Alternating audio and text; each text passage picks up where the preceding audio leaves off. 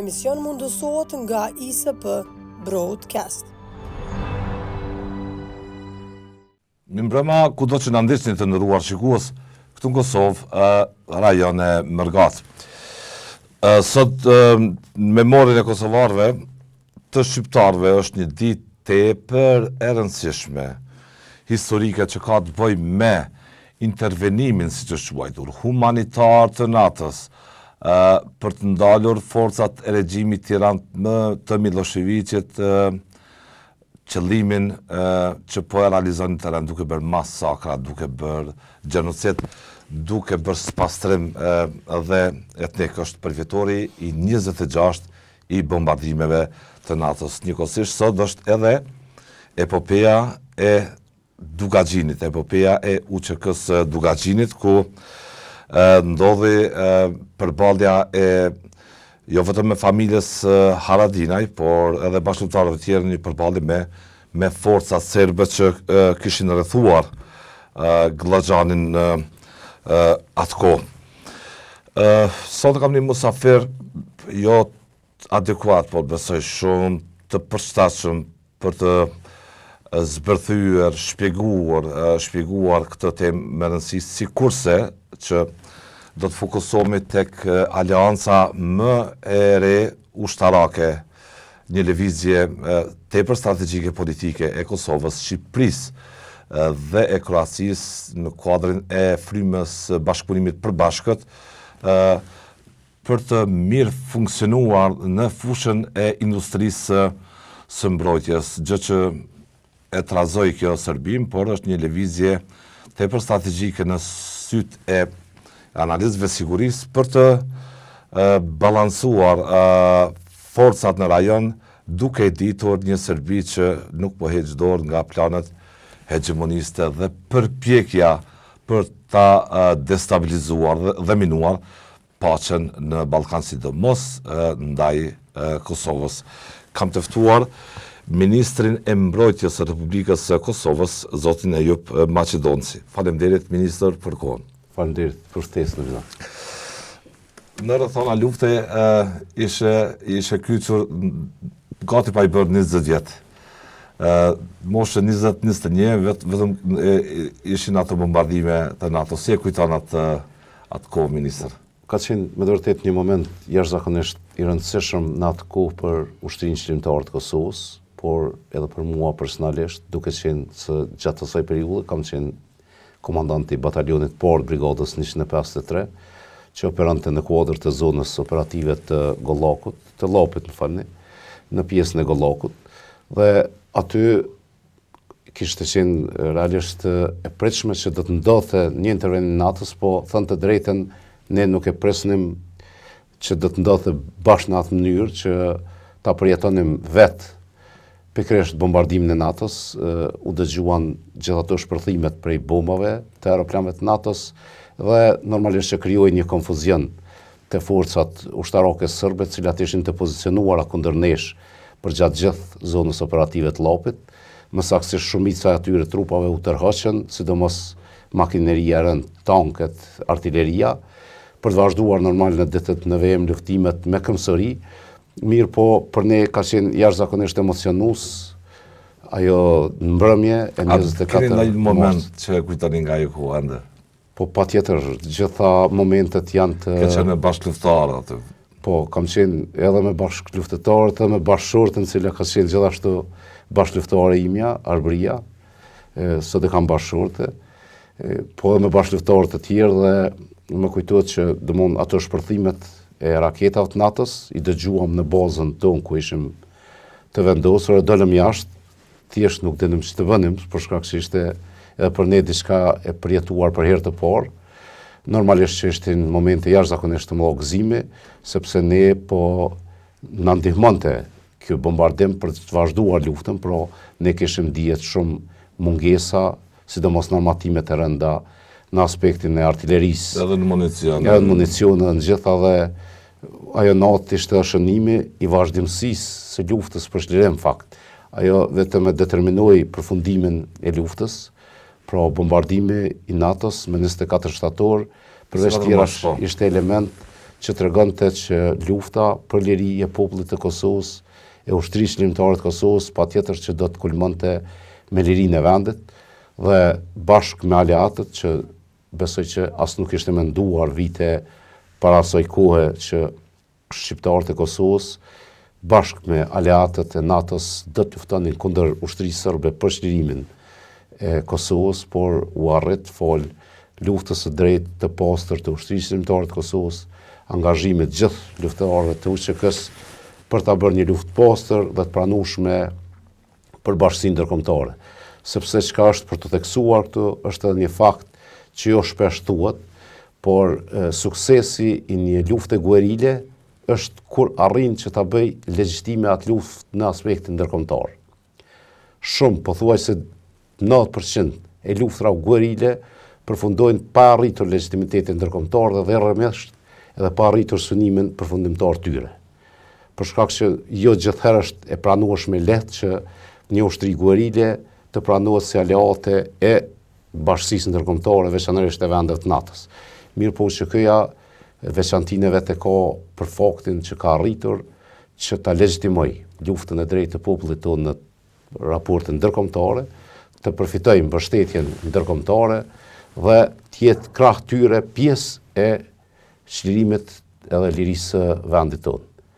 E njëjtë është edhe siç e theksuat në fillim, që lidhet me vazhdimsinë, është edhe betejë e njohur e Glazhanit, e 24 marsit të vitit 1998, që gjithashtu ka qenë një mesazh shumë i fortë për Republikën në atë kohë të Serbisë dhe ushtrinë e tyre, por edhe për popullin e Kosovës që UÇK-ja do të vazhdoj luftën për liri dhe do të vazhdoj që të luftoj deri në përfundim të luftës dhe deri në çlirim të plotë të vendit, sepse 24 marsi vjen pas epopesë së lavdishme të jasharëve dhe pas besimit që besoj që në atë kohë strukturat ushtarake, paramilitare dhe okupatore serbe kishin arritur ta mposhtin në ushtrinë lirimtare të Kosovës. Pra, ka qenë një rikthim i UÇK-s fort duke treguar që do të vazhdoj lufta shqiptare. Pra dyja këto datat që janë në dy vite të ndryshme, 24 marsi i 98-s dhe 24 marsi i 99-s janë simbole të vazhdimësisë së luftës për liri. Nuk i kishte humbur motivin asnjëherë. Kush ishte gjëja që po u ambante gjallë këtë asi me thonë, kauzën fisnike për liri. Ju, këtë bashkëluftarët me një mënyrë se tjetër, sot mund të mos ishit edhe njetë, sepse kishit bërë thuajse kontratë me vdekin, me një qëllim për liri. Kush po ambante, kush ishte ajo gjëja që po ambante, si me thonë, aktiv atë motivin fisnik?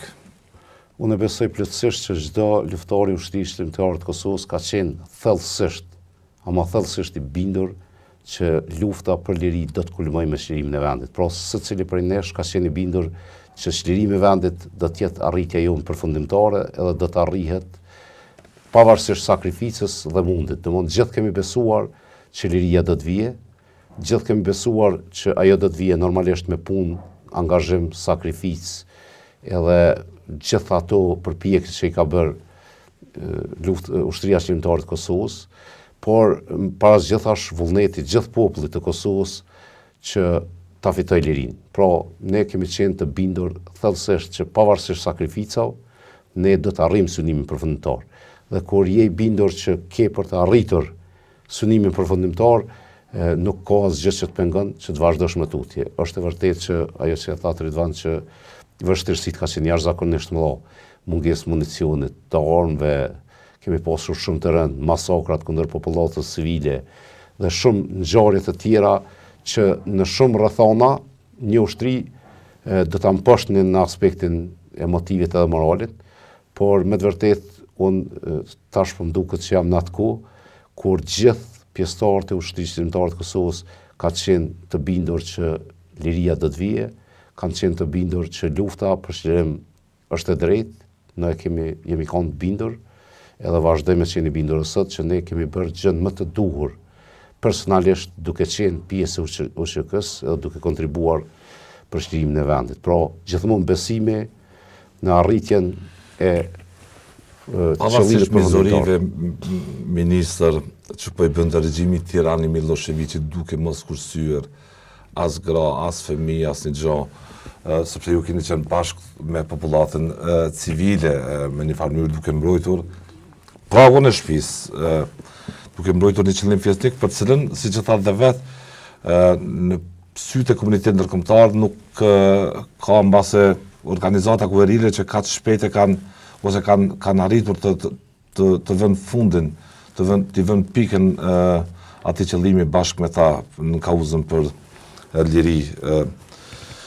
Do të doja, ministër, në këtë aspekt rëndësinë e bashkëpunimit me NATO-n, ju keni qenë tërkohën në shkollime, në TMK, në FSK, i strukturuar në grada të ndryshme, por përtej kësaj i shkolluar me standarde më të larta të ushtrive moderne, sidomos asaj amerikane që ke përfunduar të gjitha, si me thënë ato, shkathësit e nevojshme për të konsoliduar si ushtarak.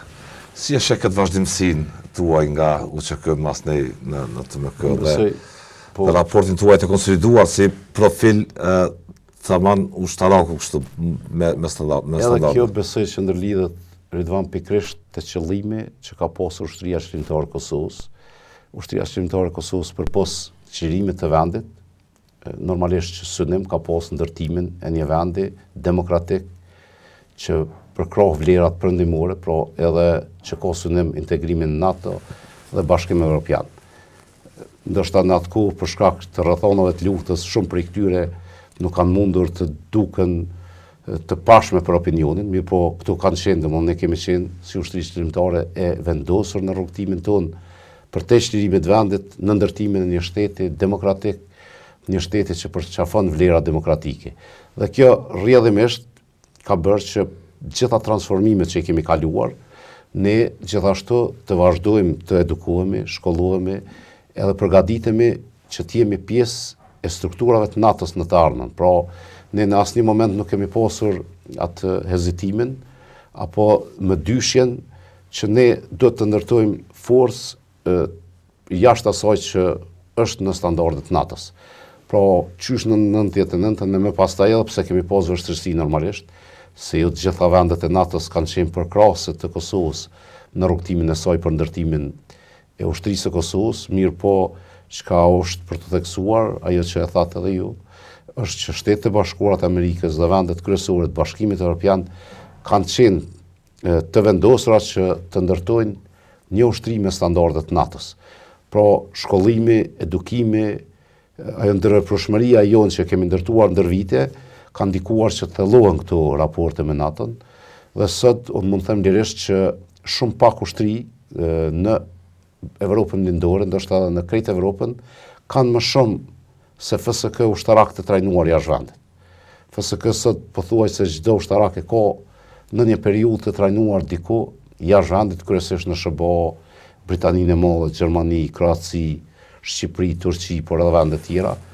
Pra jemi ndër ushtrit që miqt ju kanë nejtë afër ose na kanë nejtë afër në konsolidimin e cilit sektor strategjik të sigurisë të ushtrisë që të bëhet edhe në pikpamje të si më thot të resurseve humane, njerëzore, të shkallësive, edhe në pikpamje tjera që të bëhet çdo gjë me çdo standard. Patjetër, sidomos Shtetet e Bashkuara të Amerikës si aleati ynë kryesor strategjik, sidomos në fushën e mbrojtjes dhe sigurisë, kanë qenë pranesht në gjitha këto etapa. Është për të theksuar që shumicën e këtyre shkollimeve që kemi realizuar, duke përfshirë edhe edukimin tim në kolegjet e SBA-ve, janë shkollime që janë jashtëzakonisht të shtrenjta, që me buxhet tonë patjetër që do të kishin pasur shumë vështirësi që të realizojmë, por është gati e pamundur ka qenë për një periudhë, edhe sot është ka vështirësi për të dërguar një oficer tonin për ta shkolluar në ato shkolla për shkak të kostës. Në West Point e kështu me radhë patjetër janë ndër shkollat më prestigjioze ushtarake në botë dhe folim kësaj mbështetje si në aspektin financiar, por në aspektin e mbështetjes administrative, ne kemi arrit që dërgojmë shumë.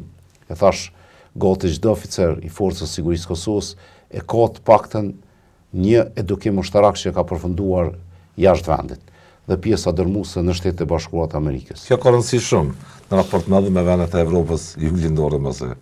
Patjetër. Që ju duhet, edhe pse janë pjesë e NATO-s, ju duhet edhe për të bërë reforma në ushtritë e tyre, ne po e shohim rastin e Ukrainës, që ndihmat atje kur po shkojnë qoftë ushtarake, kur po zbarkojnë, nuk po korrespondojnë me një standard të jetë ata zëm. Patjetër, edhe është një ndër problemet me të cilat është ballafaqësuar Ukraina prej fillimit të luftës së saj për liri, për shkak që ndërveprueshmëria e pajisjeve edhe trajnimet që e kanë pasur më herët me atë të NATO-s nuk korrespondon, kështu që aty ne ju ka dashur realisht të bëjnë integrim gjatë luftimit, integrim të programeve, integrim pajisjeve, edhe një prej problemeve edhe për mbështetje që kanë pas vendet e NATO-s për Ukrainën ka qenë pikërisht që një pjesë e madhe e sistemeve të armëve të Ukrainës kanë qenë të standardeve sovjetike. Sakt. Pra nuk kanë qenë të përputhshme me sistemet që prodhohen në vendet e NATO-s, dhe kjo gjithmonë e vështirëson aspektin e mbështetjes. Shpesh nuk ka arritur të realizohet kjo mbështetje pikërisht për shkak të këtij fakti, dhe ne jemi me fat që çdo gjë kemi ndërtuar nga fillimi dhe çdo gjë kemi ndërtuar me partnerët. Për dallim jo vetëm për Ukrainës, por edhe vende të tjera në Evropën lindore dhe juglindore vazhdojnë të kenë këtë çështjen e vështirësive për të ndërvepruar me NATO-n, edhe pse janë pjesë e NATO-s, dhe kjo për faktin që një pjesë e kuadrove, që unë nuk dua të paragjykoj aspektin e zhvillimit të tyre profesional në kohën e komunizmit, por vazhdojnë të jenë pjesë e ushtrive dhe normalisht që ju duhet një transformim edhe profesional i tyre për të qenë kompatibil me NATO-n, kurse ne po ndërtojmë gjithçka prej fillimit.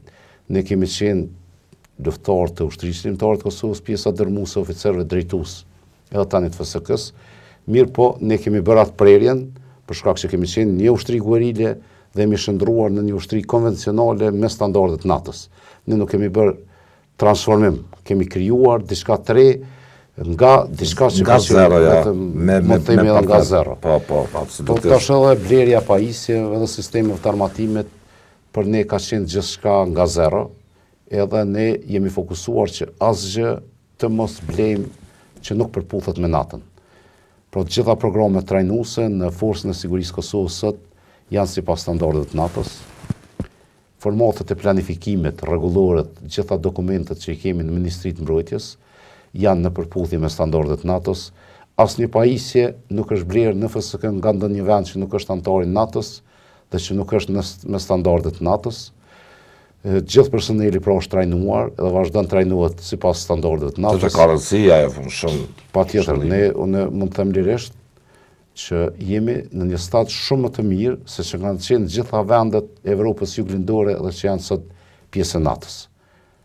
Kur ato janë bashkangjit NATO-s, shpesh kanë pas problematika të llojit tillë, kurse ne sot përveç problemet diplomatik dhe politik që kemi në raport me shtetet. Është gatshme FSK-ja të bëhet pjesë e NATO-s direkt. Patjetër, ne jemi duke dëshmuar në vazhdimsi, jemi pjesë e krejt përpjekjeve globale ku NATO është prezente, duke përfshirë fillimisht kemi pasur çështjen e refugjatëve afgan, ku kemi mbështetur NATO-n për strehimin e tyre.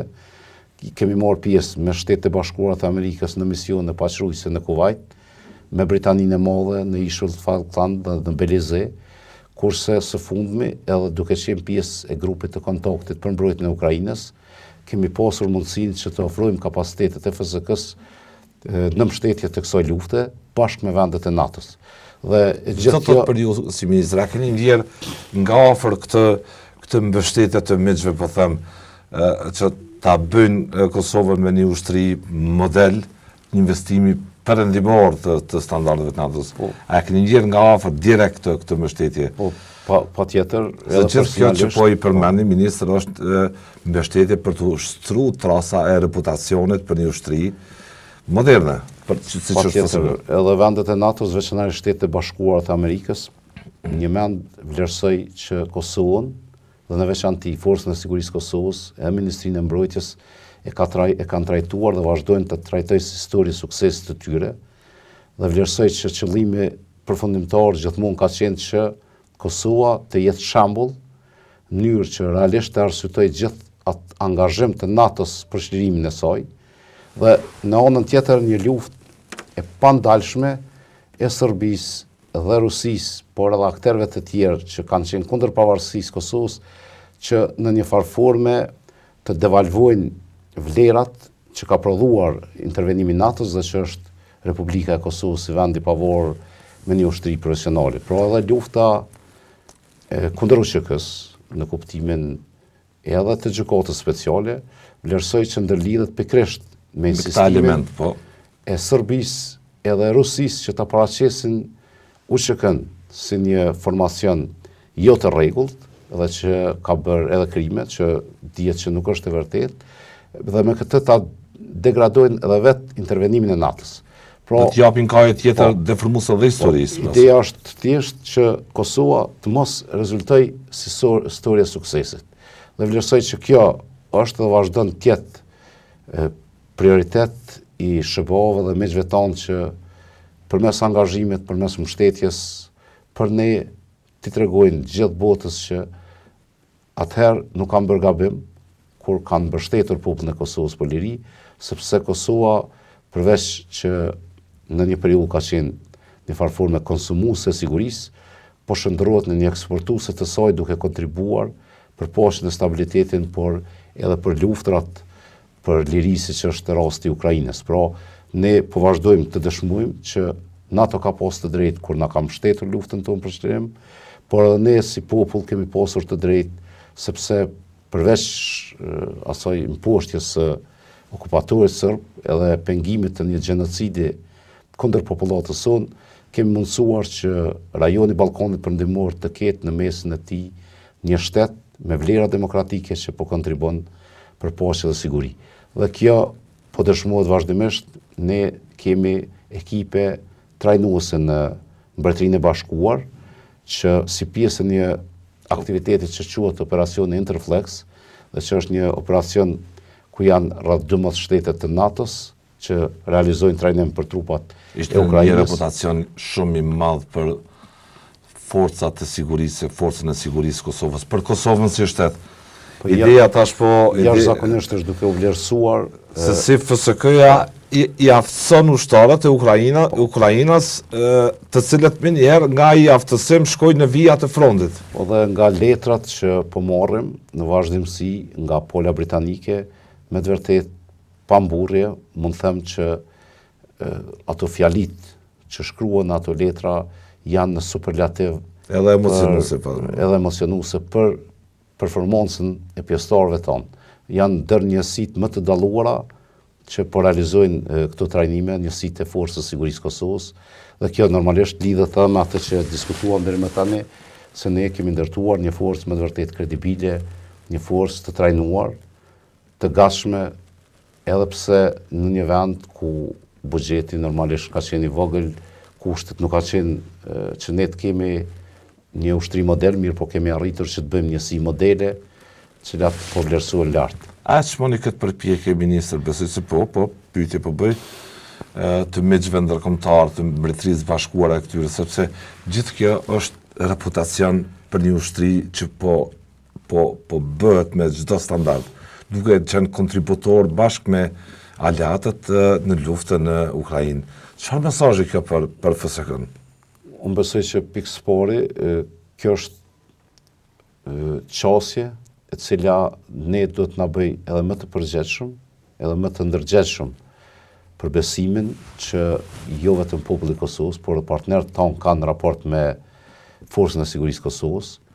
Unë vlerësoj që FSK-ja është duke shpaguar me punë dhe angazhim të jashtëzakonshëm gjithë këtë besim që e kanë partnerët dhe do të vazhdojmë normalisht që ta tregojmë jo vetëm para qytetarëve tonë, por para gjithë botës, që ne sporet tashmë herët e kemi merituar lirinë, dhe së dyti jemi një shtet që krahas vendeve tjera do të kontribuojmë për paqen dhe sigurinë në Evropë. Kudo edhe në vende tjera, po.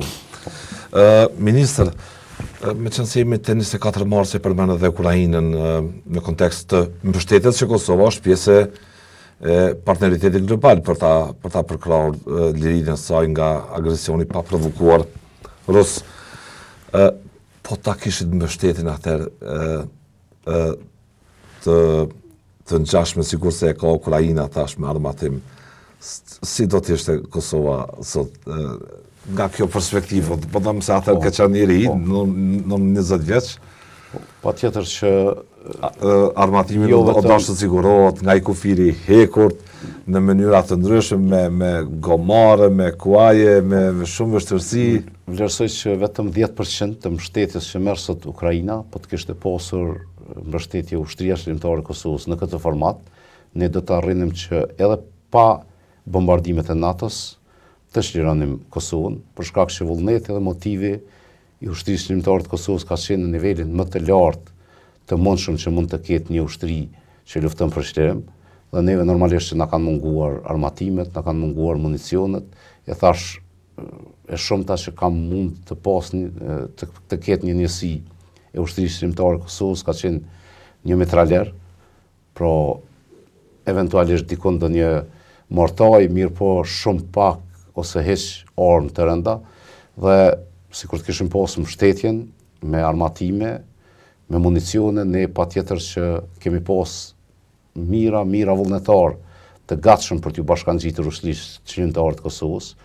Unë e di, kam qenë, po mendoj duke qenë në pozitën e komandantit batalionit, kam qenë edhe dëshmitar se sa njerëz ne i kemi kthyer në shtëpi, për shkak që nuk kemi pas mundësi që t'ju japim armë, pra i kemi thënë që do t'ju thërrasim momentin kur kemi armë në njësitë e UÇK-s, dhe unë jam i bindur që nuk do të duhej as shumë përpjekje ndërkombëtare për çlirimin e Kosovës, sikur ne të kishim këtë mbështetje që ka sot 10% të mbështetjes që ka sot Ukraina, sepse ata dihet që marrin miliarda euro e dollar mbështetje me sisteme të armëve, me municione, me artilleri, me raketa që Të çfarëdo lloji. Do të flasim më vonë edhe për FSK-n kështu, por një ngjarje e përmasave të pazakonta dhe të pazakonta në pikpamje të peshës ishte deklarata e përbashkët midis jush si ministër i mbrojtjes, homologu tuaj nga Shqipëria dhe homologu tuaj nga Kroacia. Kosova, Shqipëria dhe Kroacia bën një memorandum bashkëpunimi në fushën e mbrojtjes. Përgjigje për kë është kjo?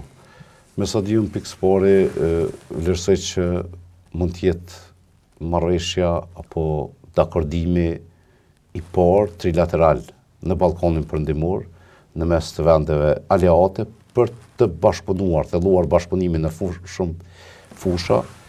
Spori vlerësoj që gjithë kjo përpjekje përbashkët, angazhimi përbashkët i Republikës së Kroacisë, Kosovës dhe Shqipërisë nuk ka synim kërcënimin e askujt. Normalisht është një mesazh për gjithë ata që synojnë të kërcënojnë vendet tona, stabilitetin edhe sigurinë në Ballkanin Perëndimor, që 3 vendet tona janë bashkë në adresimin e çështjeve të sigurisë në Ballkanin Perëndimor. Janë 4 pika kryesore për cilat jemi dakorduar me atë deklaratë, mund të themi marrëveshje. Promovimi i kapaciteteve mbrojtëse dhe bashkëpunimi për industrinë përkatëse. Po, në këtë fushë kundër përgjigje ndaj kërcënimeve hibride dhe rritja e qëndrueshme, ofrimi i mbështetjes së plot për integrime euroatlantike dhe vijojnë tani pastaj. Po, ideja e bashkëpunimit për industrinë ushtarake, dihet që tani më është edhe politike NATO-s, edhe Bashkimit Evropian, rritja e investimeve në industrinë e mbrojtjes, pra rritja e investimeve në prodhim, rritja e investimeve në sistemet e armatimit, dhe kjo ka bërë që ne si vende më të vogla, në krahasim me vendet e mëdha të Bashkimit Evropian, edhe NATO-s, të dakordohemi që të bashkëpunojmë në këtë fushë, që të bashkëprodhojmë nëse është e mundur në të ardhmen e afërt, por gjithashtu ideja është që të prokurojmë bashkarisht. Dihet që si vende veç kur prokurojmë, marrim sistemet armatimit edhe me çmim më të lartë, por edhe me vonesa. Edhe për blerë armatim Ne, bashkarisht. një pjesë pikërisht në pikën e parë, ku diskutohet për këtë çështje, është diskutuar mundësia koordinimit të prokurimit të përbashkët nga 3 vendet për çështjet e armatimit, që do të na lehtësonte shumë, jashtëzakonisht shumë, çështjen e liferimit të sistemeve të armatimit, por edhe do të na japte mundësi që duke marrë më shumë sasi, të marrin me çmim më të lirë. Por përveç kësaj, edhe do të diskutojmë mundësitë që të bashkëprodhojmë aty ku është e mundur. Në cilin segment? Ne do të shtrijmë këtë çështje në muajt ndoshta në VM, do të analizojmë fushat ku mund të bashkë investojmë.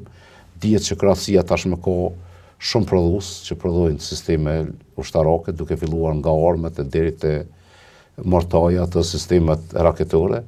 Shqipëria ka filluar me këto automjetet e blinduara Shota, ne po vazhdojmë me prodhimin e municioneve dhe gjitha këto do të diskutohen edhe të krijohet mundësi që bashkë me investojmë në fusha të ndryshme në industrinë ushtarake. Është jashtëzakonisht e rëndësishme jo vetëm për të garuar në tregun e industrisë ushtarake, por edhe për të siguruar vetëqëndrueshmëri për vendet tona me armë edhe municione. Pra është një prej pikave më të rëndësishme të këtij diskutimi, që ndërlidhet me këtë memorandum bashkëpunimi, lidhet me pikërisht me industrinë e mbrojtjes, mirë po edhe me ndërveprueshmërinë, që është një ndër pikat që kemi diskutuar. Më saktësisht ne jemi, e thash më herët, vende të vogla dhe shpeshherë mundësia për trajnime, ushtrime edhe aktivitete të tjera trajnuese është e kufizuar për shkak të buxhetit edhe njerëzve, kështu që do të shqyrtojmë mundësi që të fuzionojmë programet të trajnimit. Pra në vend se të realizojmë një kurs në të 3 vendet, mund të realizojmë një kurs të përbashkët në një vend ku do të për ta ekonomizuar, për të ekonomizuar këtë aspekt. Po Serbia kështu s'po e merr, kanë filluar të trazohen me gjas ose janë zënë në befasi nga ky bashkëpunim trilateral. Dhe mbase kanë arsye të jenë të trazuar, sepse është një vend ende nën kontrollin e një pjese të Rusisë. Se Putinit që përveç kësaj ka shkaktuar dhe sulme në Kosovë, ministër duke minuar stabilitetin dhe paqen, aty përmendet. Unë besoj plotësisht që Serbia e ka të vështirë të pranoj një balancim të forcave në region, duke pasur në vazhdimsi qasje hegemoniste dhe duke synuar dominimin e regionit. Kjo e bën të ndihet inferiore në raport me fuqinë e saj në region. Dhe besoj që kjo është një ndër arsyet kryesore, përndryshe nëse nuk do të kishte pas Serbia qasje agresive dhe hegemoniste në raport me të tjerët, nuk do të dohet ta shqetësonte ky fakt, pse bashkëpunojnë fqinjtë e saj me zëte për çështje të mbrojtjes dhe sigurisë. Dhe unë besoj që edhe disa pika që janë diskutuar në marrëveshje ka mundësi që ta kenë rënduar pikërisht këtë qasje të Serbisë, si për shembull në këtë diskutim që kemi pasur në deklarat theksohet që 3 vendet do të bashkëpunojnë në aspektin e reagimit të përbashkët, pra ndihmës së ndërsjellët për çështjet të kërcënimeve hibride, për çështjet të dezinformatave, influencës së huaj, por në preambul thuhet edhe që do të ndikojnë në sigurinë kombëtare dhe rajonale. Po, edhe në preambul thuhet pra edhe që për sigurinë, për kërcënimet dhe sfidat e reja të sigurisë që mund të paraqiten. Në rastet në çdo me këtë marrëveshje trilaterale po krijohet balans i forcave në rajon.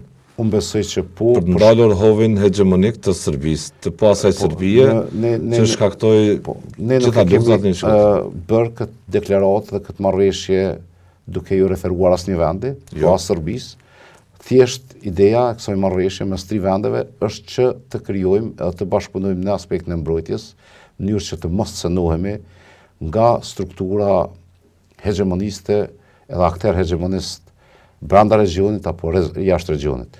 Pastaj Serbia ka marrë si të tillë për shkak që unë vlerësoj që ata në ndërdije kanë këtë qasën hegemoniste. Përndryshe, për një vend nuk do të dohet të ishte shqetësuese kur 3 vende bashkëpunojnë në forcë, në aspektin e forca ushtarake apo të sigurisë, dhe ato 3 vende nuk prezentojnë asnjë element që do të sulmojnë dikën. Ne nuk e shohim asnjë pjesë të Serbisë si pjesë të Kosovës, kurse Serbia sheh Kosovën si pjesë të Serbisë. Nuk bërim dy sulme bërim, ministër. Po, edhe dy sulme direkt njërin me infrastrukturën kritike në varag të kanalit, me arkitekt ati sulmi ishin vetë ata. Ta është çështje që gjykata duhet ta provoj këtë që po themone. Por Serbia direkt e involvuar duke minuar paqen dhe stabilitetin në Kosovë, një vend që ka prezencë të NATO-s, ministër. Edhe përveç asaj në aspektin diplomatik edhe politik, po vazhdon të ketë qasje kundër Republikës së Kosovës, dhe një prej argumenteve që ata kanë ngritur nga pamja e tyre, pra nga këtë vështrimi i tyre, është që pse 2 vendet të NATO-s do të bashkëpunojnë me një vend. Kjo ka qenë çështje me një vend. Po, me një vend që ata e konsiderojnë si pjesë të territorit të saj. Lëndimi i Serbisë po vjen për shkak që për ta ky bashkëpunim është duke u bërë me një pjesë të territorit të Republikës së Serbisë. Çfarë përgjigje keni për ministrin dhe presidentin e Serbisë? Po përgjigjja është shumë e qartë. Kosova është vend i pavarur.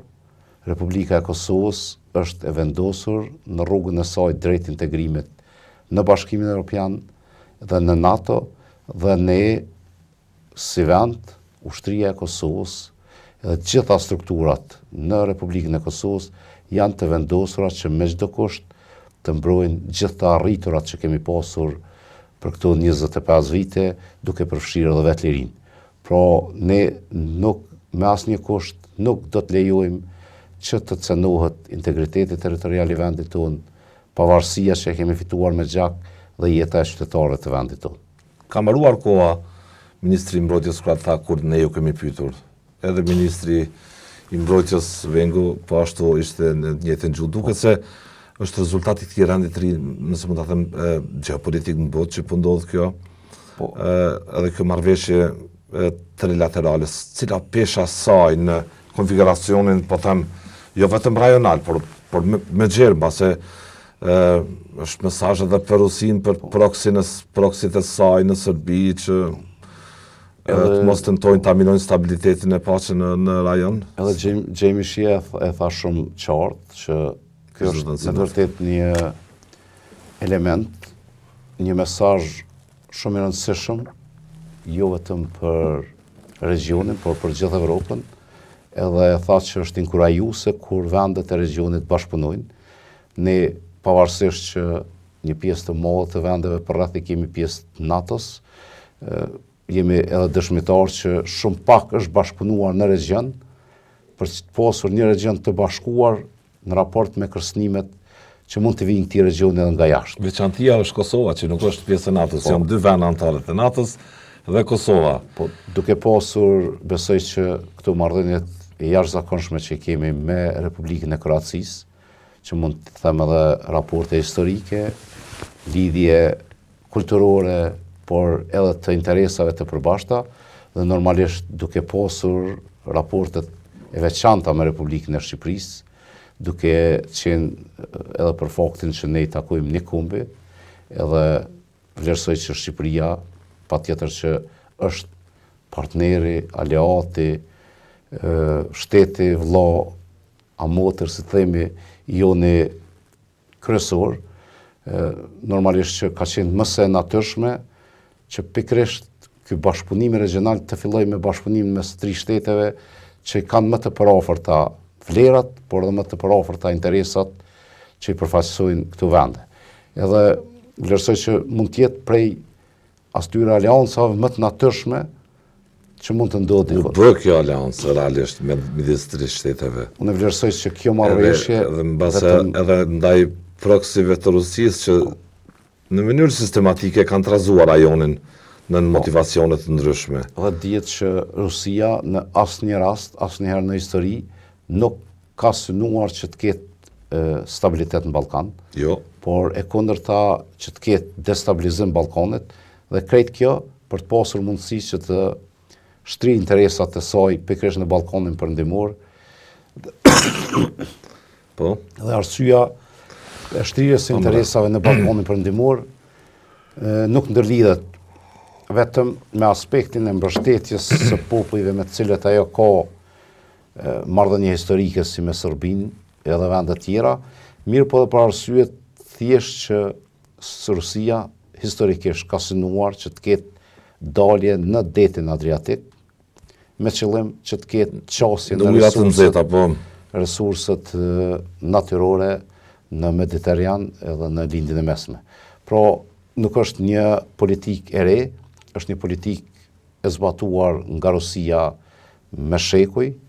Normalisht në gjithë këtë histori, Serbia ka qenë aleati më rëndësishëm për të, duke pas këto lidhjet historike, kulturore, edhe lidhjet religjioze që i ka me Serbinë, dhe normalisht që përmes Serbisë ka synuar që destabilizoj malin e zi dhe të influencoj malin e zi për të pasur qasje në detin Adriatik.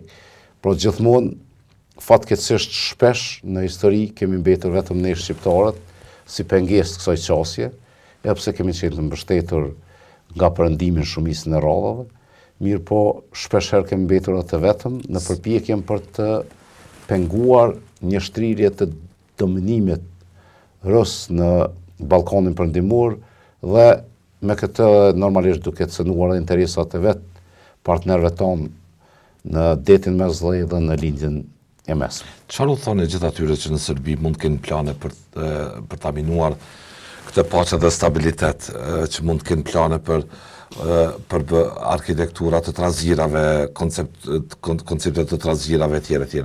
Çfarë përgjigje është kjo marrëveshje trilaterale ndaj gjithë atyre? Ne tham edhe në fillim kur diskutuam për zhvillimet në sektorin e mbrojtjes. Po. Ne si Republika e Kosovës, Ministër, Serbia është vendi që eksporton një stabilitet në rajon, që ka këtë politikë hegemoniste objektivisht.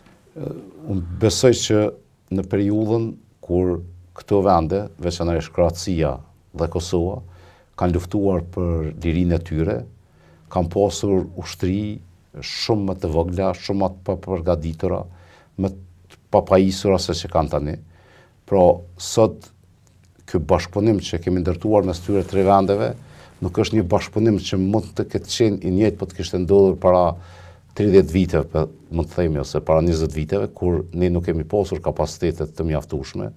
Sot ky bashkëpunim normalisht që e tram Serbinë, për shkak që nuk po bashkëpunojnë thjesht dy vende, cilat nuk kanë kapacitete ushtarake, po bashkëpunojnë vende cilat kanë ndërtuar tashmë kapacitete ushtarake, pra është një bashkëpunim i shteteve që kanë krijuar kapacitete për mbrojtjen e vendeve të tyre dhe normalisht Serbia, por edhe gjithë ata që synojnë destabilizimin, duhet ta kenë të qartë që tani më gjithë aspekti strategjik në Ballkonin Perëndimor ka ndryshuar dhe jo vetëm me këtë marrëveshje ka ndryshuar edhe para saj duke pasur vende të zhvilluara dhe me sisteme mbrojtëse të zhvilluara dhe nuk është më e lehtë si në të kaluarën që të luajë atë rolin destabilizues, jo vetëm në Serbia, por askush, sepse tani më përgjigja është e qartë.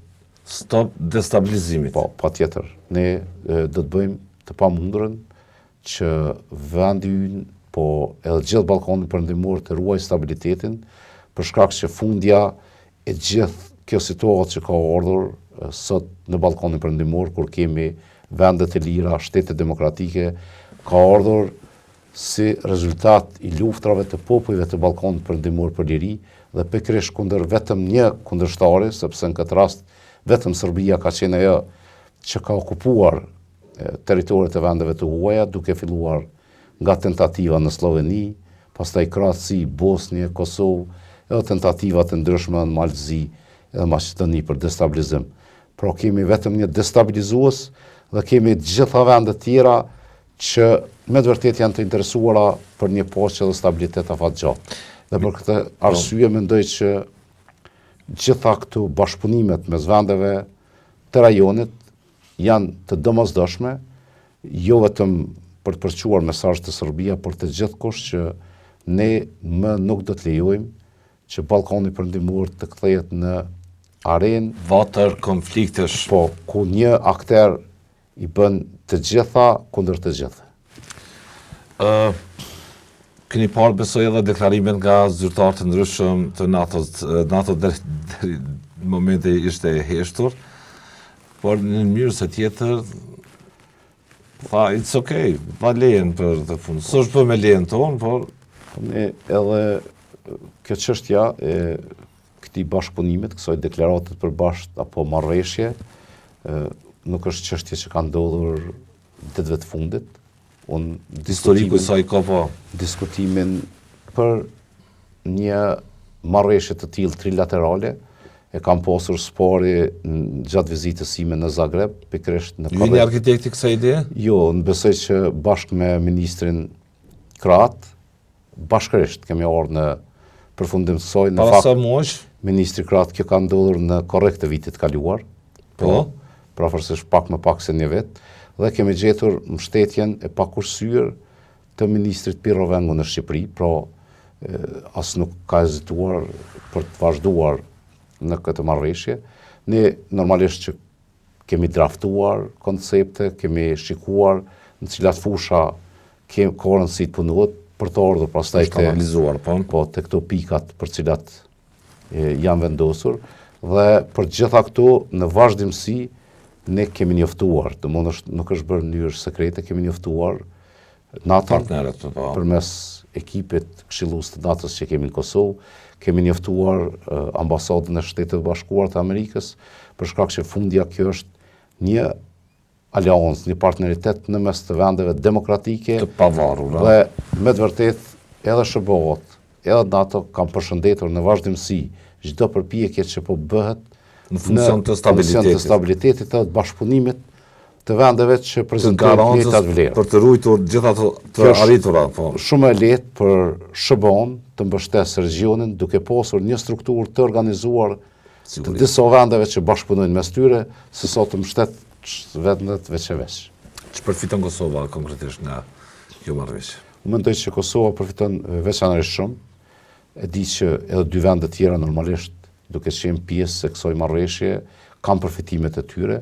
Mirë po, një nga ato 4 pikat kryesore që përmban kjo deklarat, kjo dokument, është pikërisht mbështetja që dy vendet e NATO-s, Kroacia dhe Kosova, edhe Shqipëria do të japin Kosovës në rrugën e saj të integrimit euroatlantik.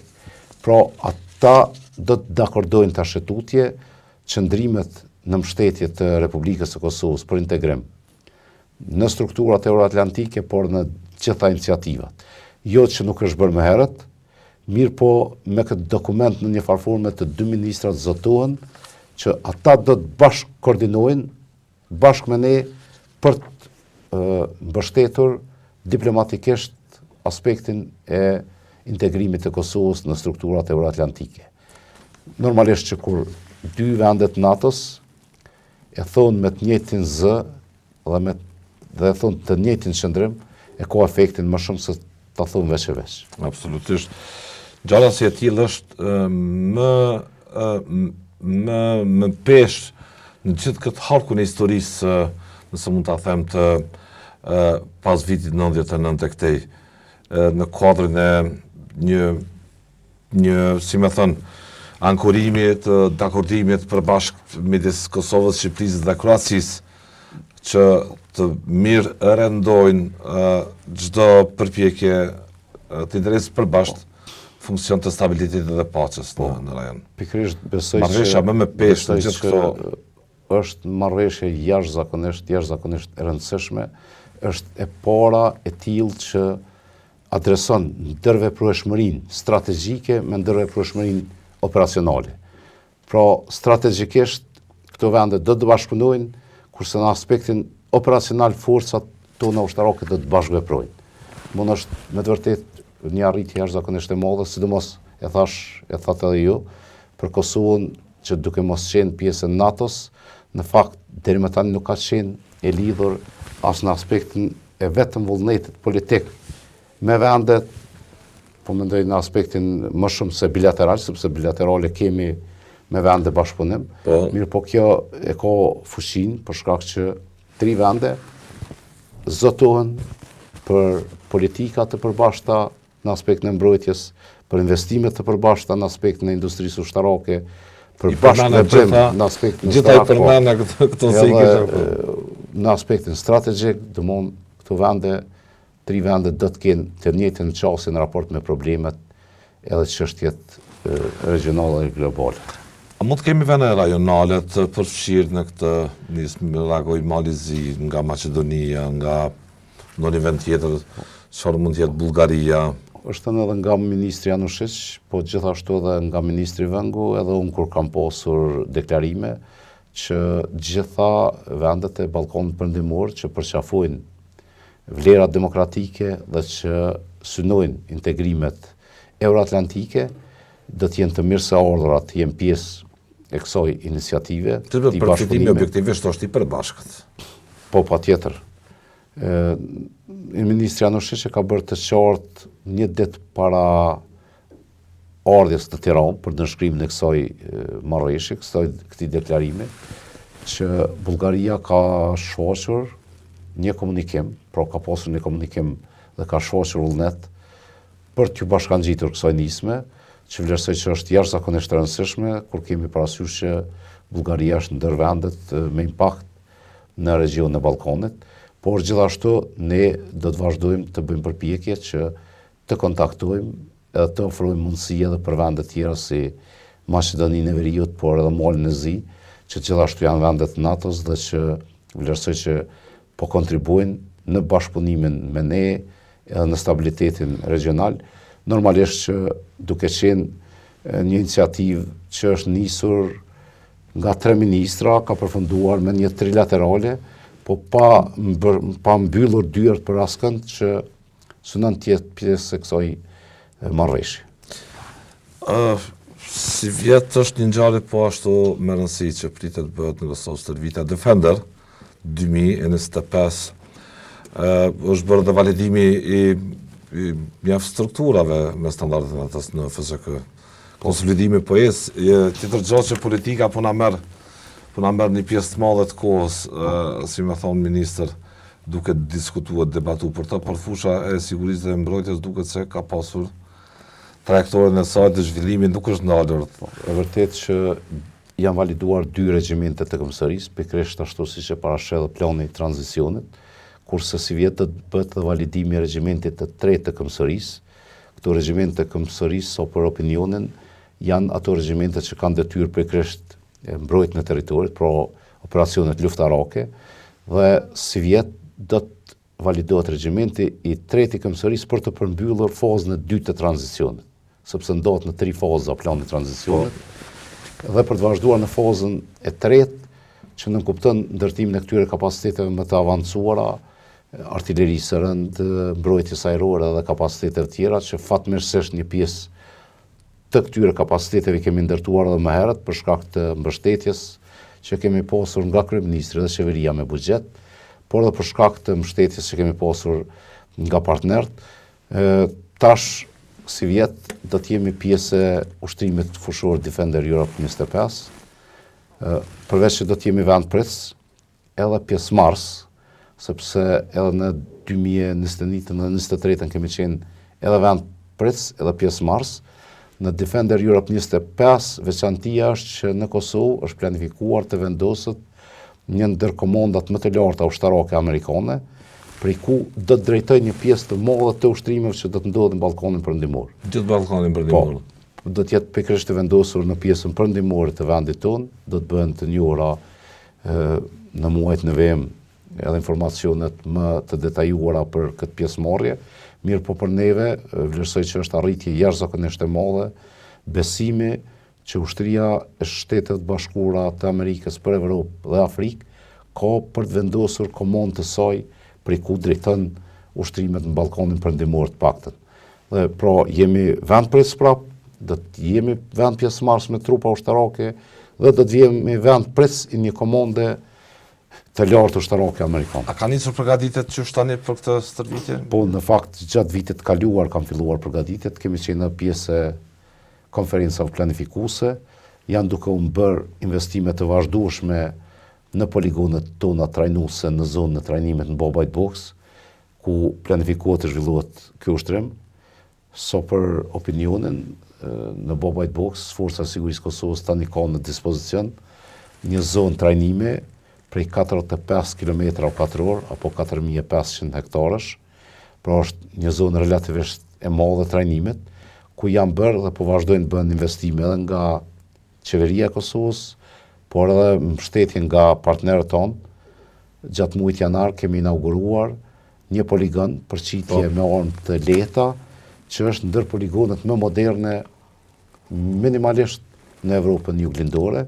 Poligonet më moderne në Evropën juglindore. Dhe që ka ardhur si mbështetje nga Shtetet e Bashkuara të Amerikës për Republikën e Kosovës. Pra, investimi është nga SBA-t, është sipas standardeve të NATO-s, kanë qenë ekspertë e SBA-ve që kanë dizajnuar këtë poligon, dhe normalisht janë bërë investime të mbrëmshme, është për të theksuar edhe angazhimi i komandantit të FSK-s, General Jasharit, dhe stafit të FSK-s, që të hjek atë barrën e aspektit financiar shpesh me punë që i kanë kryer me batalionin e Gjenjes.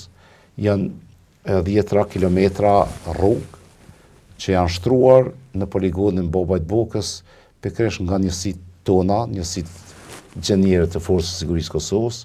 Në këtë mënyrë ne po kursejmë buxhetin, por njëkohësisht po krijojmë mundësi për të ndërtuar një poligon që në farë forme plotëson gjitha nevojat.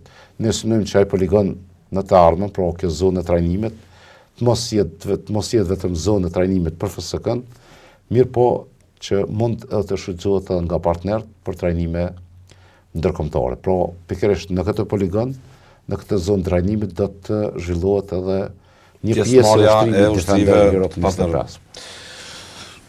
Gjalla thuash me pesh shumë për Kosovën, dhe mos tani politikisht, po gjithmonë po i referon këtij rani të ri, pa diskutim me ardhin e presidentit Trump në krye të shtëpisë së bardhë të Shteteve të Bashkuara, edhe kur vëmendja drejt Ukrainës po merr trajtën dhe dinamikën e saj, sikurse në lindjet mesme dhe përballja në fund fare me, si ta them, mbasi me Kinën, që shihet si vendim në problematik. Çështje tjetër, por ju pjushon në takime me vazhdimisht me amerikanë, me partnerët NATO, se kënej po them ju jeni politik, po andej puna ka ushtria me gjast nuk ka ndruar fare, nuk ka ndikuar, ministër ka. Atje po shkojnë hapat. Bile në vizitën e fundit që patët me si është ai koloneli apo atashi generali amerikan, general lejtnant Donaje është komandanti i ushtrisë amerikane për Evropë dhe Afrikë, që ishte para 2 javë në Republikën e Kosovës.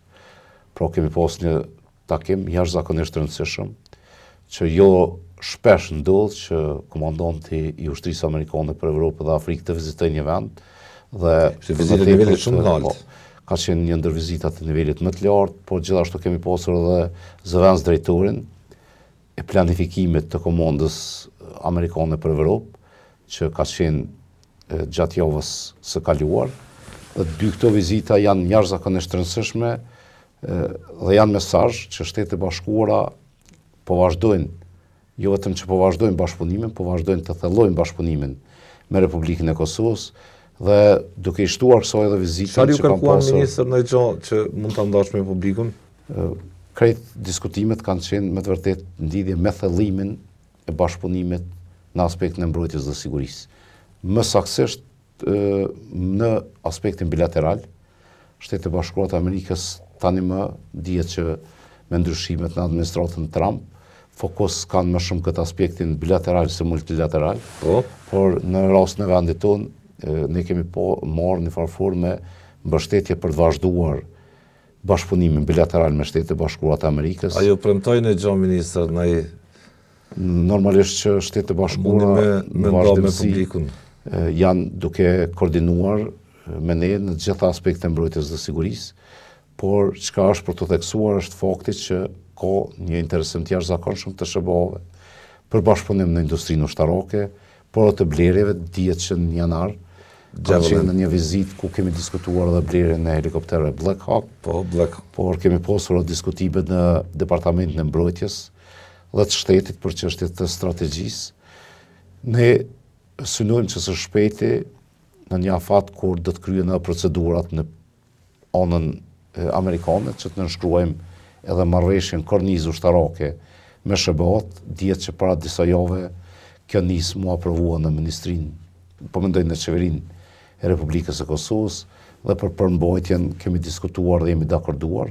Normalisht që nuk është konkluduar dhe konkludohet pas nënshkrimit nga unë dhe pala e SBA-ve që besoj që nuk do të vënohet shumë. Së shpejti thu? Po besoj që po. Që bëmë raketat Javelin me këto? Po ne kemi vazhduar me ekzekutimin e pagesave për sistemet raketore antitank Javelin. Ne bashkë me komandantën e FSK-s, kam thënë edhe më herët, jemi duke bërë përpjekje që në pjesë të këtyre sistemeve të kemi gjatë këtij viti. Normalisht dihet që kërkesa për sistemet Javelin është jashtëzakonisht e madhe nga të gjitha vendet.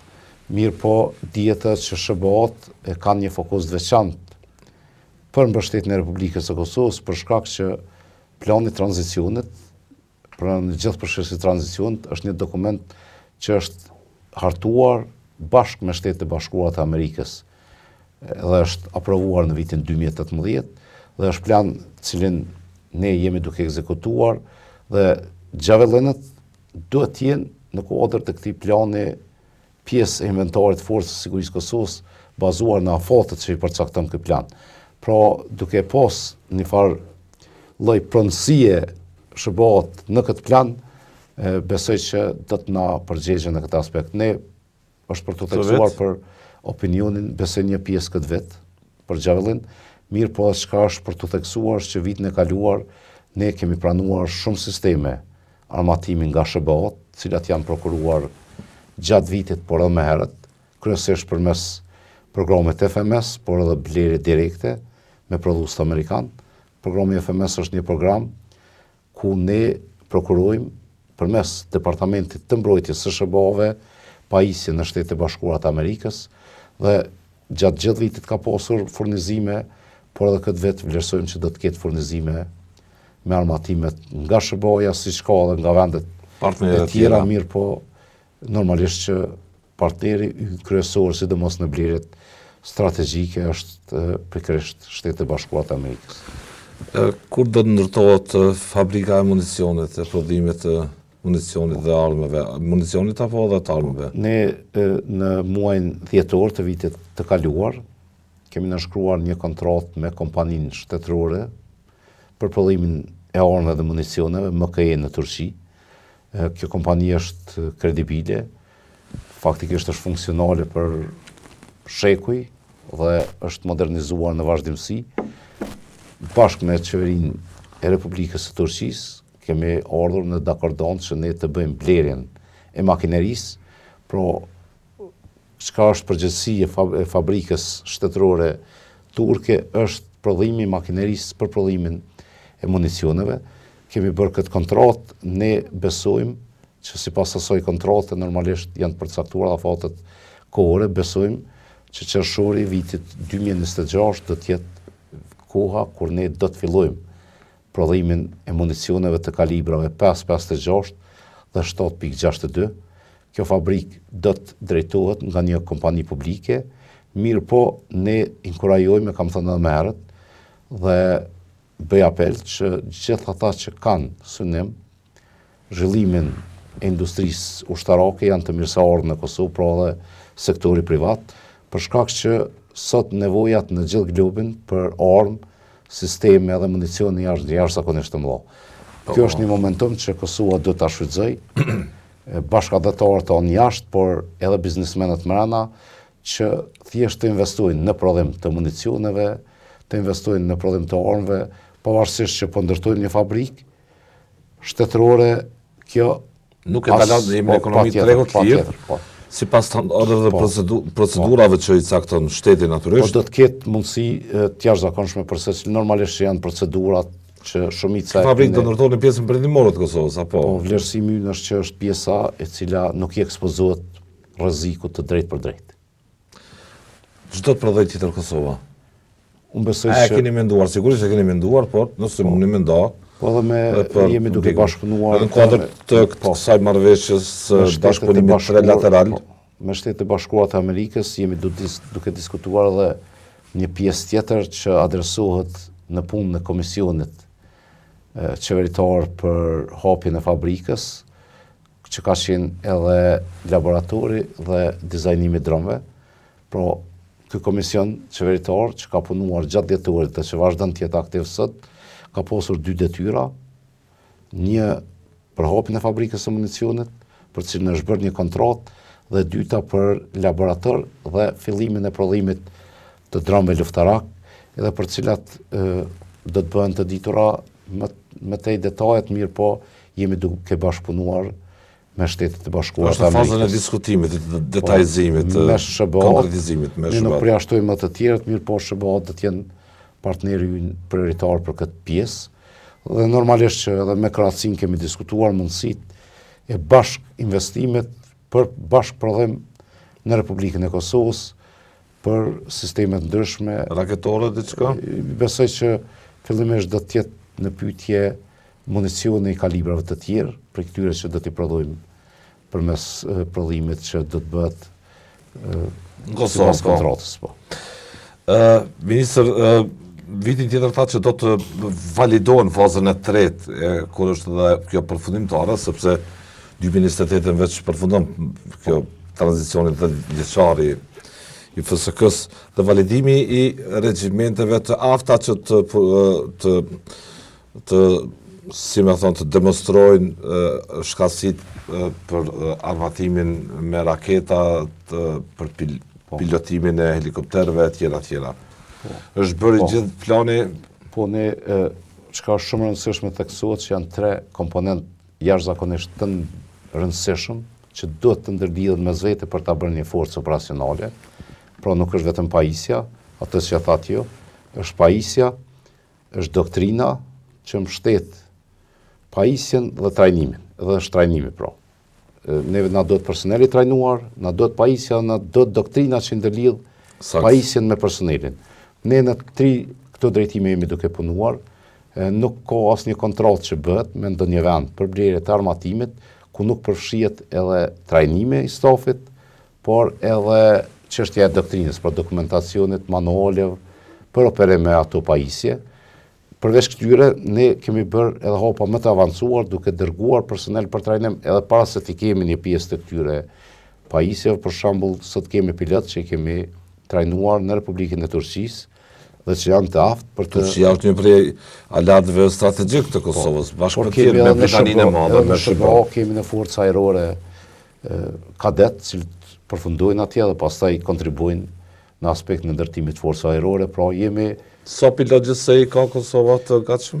Aktualisht e kemi një ekip të pilotëve, mirë po janë duke vazhduar edhe pilot të tjerë të kryejnë trajnime dhe edukim në vende të ndryshme, por... Për artilleri tjetër të rënd? Edhe për artilleri të rënd kemi pasur dhe vazhdojmë të kemi kadet, edhe nënoficer dhe oficer që po kryejnë trajnime, po pa tjetër për gjitha kalibrat që do të ketë... Sistem raketor?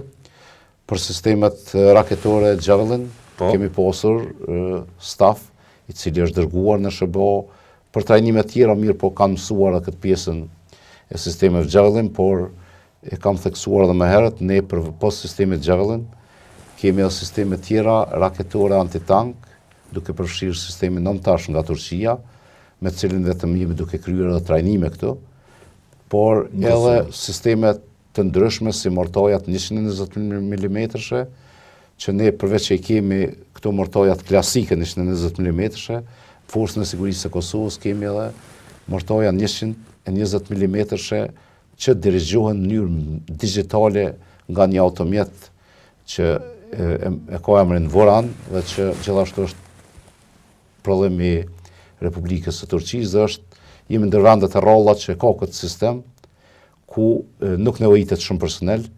Për një mortaj nevojitet normalisht një ekip prafërsisht 6 vetë që do të operoj me të, për një martojnë 120 mm, me këto sistemet volan operon në mënyrë automatike dhe digitale nga automjeti, pra është sistem i avancuar. A ka në gjatë që se këni ekspozu për publik të armatimit? Normalisht që mranda Forcës së Sigurisë Kosovës ka edhe armatimet që nuk janë ekspozuar dhe që mund të ekspozohen në të ardhmen. Mirë po, këto që e theksova janë armatimet që janë prezentuar. Ka në gjatë që keni kësë në thënë kështu, stop ekspozimit, për shka konfidencialitetit, base edhe për mos ditur pola tjetër se... Mund të ketë pajisje edhe sisteme armatime cilat për shkak të ndjeshmërisë nuk ekspozohen në publik, normalisht që me to trajnohemi, përgatitemi, edhe pjesë të sistemeve të armatimit, nuk do të thotë që vetëm komplet sistemit mos ekspozohet, mund të ekspozohet një sistem, por mund të mos ekspozohen pjesë të atij sistemi. Një prej sistemeve është edhe të fluturakët papilët Bayraktar, që kanë shumë funksione përveç vëzhgimit dhe për të cilat shpesh nuk shihen nga qytetarët kur fluturojnë. Ministër, krejt për fund në këtë marrëveshje, më pesh në këtë historikun, po them, të marrëdhënieve në fushën e mbrojtjes dhe sigurisë rajonale, ju kishit vendosur mbledhjen e UÇK-s në atë konferencë të përbashkët me dy homologët tuaj nga nuk ishte rënë shumë në sy para mediave, por duke qenë pse bët? Duke qenë siç e thatë më herët një marrëveshje historike, kam vlerësuar që nuk duhet të mungoj historia që të jetë prezente si pjesë qoftë simbolike asaj marrëveshje, dhe kjo më ka bërë që duke pas këtë historinë personale time të lidhur me UÇK-n, por edhe historinë e vendit tonë, por edhe të marrëdhënieve me Republikën e Kroacisë dhe Shqipërisë, pikërisht përmes UÇK-s, më zhdukur edhe e kam parë të nevojshme që të kem amblemën e ushtrisë tonë shqiptare. Ambleme shumë krenarit. Falenderit dhe të falenderoj shumë ministër për kohën që gjetë të tjesh për mua në këtë intervistë, për të se më shpjeguar rëndësinë e peshën që ka kjo marrëveshje në dritë një nevoje të treja vendeve për të mirë koordinuar, zhvilluar industrinë e mbrojtjes, bashkëpunimit dhe në fusha tjera të doktrinës ushtarake, për t'ju përgjigjur mbas edhe çdo kërcënime që mund ta cënoj gjithë të arritur që është bërë në këto 25 vite për të ruajtur dhe garantuar demokracinë dhe pluralizmin në rajon. Të falenderoj ministër shumë për kohën, biseduam dhe për pjesën tuaj të UÇK-s 24 marsin në popin e UÇK-s së Dugaxhinit, të ngjarjet që lidhen me luftën që e kit pashmangshme në memorien tuaj. Faleminderit shumë. Faleminderit për te.